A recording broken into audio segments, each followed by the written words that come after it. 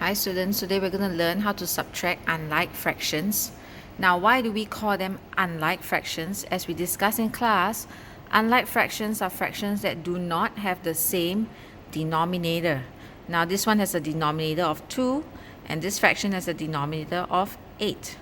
So let's begin. When we are subtracting unlike fractions, we only have half and we are going to take away 3/8 from this half. Okay, so let's start. I have a fraction this and it has half. If I want to take away 3/8, I can't because these are halves. There are no 8s here. So what should I do? I need to make sure that the denominators are the same.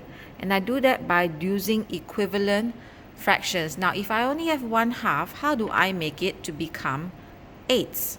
Now, I'm going to find the equivalent. Now, 2, how do I make it to become 8s? I'm going to multiply by 4.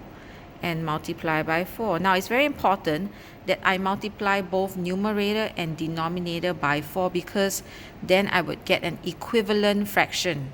Now, equivalent fractions are fractions that show the same amount. Now, so 1 times 4 is 4, and 2 times 4 is 8. And then I have minus 3/8, which is the same. Yeah, so let me show you in terms of fraction this. Now this half is the same value as 4/8. And I show you, it shows exactly the same amount. Yeah. So actually, instead of calling it 1/2, I can simply call it 4/8, as you can see here.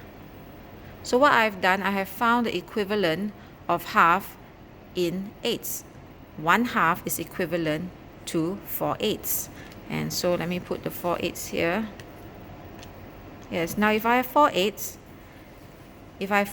I can now take away 3/8 because they are 8ths.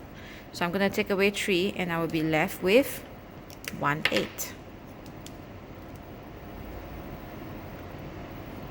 1/8 meaning one piece of 8s. There you go. Now ask yourself, is this the simplest form?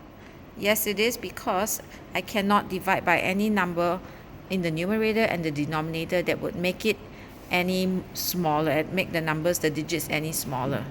So that's all for today.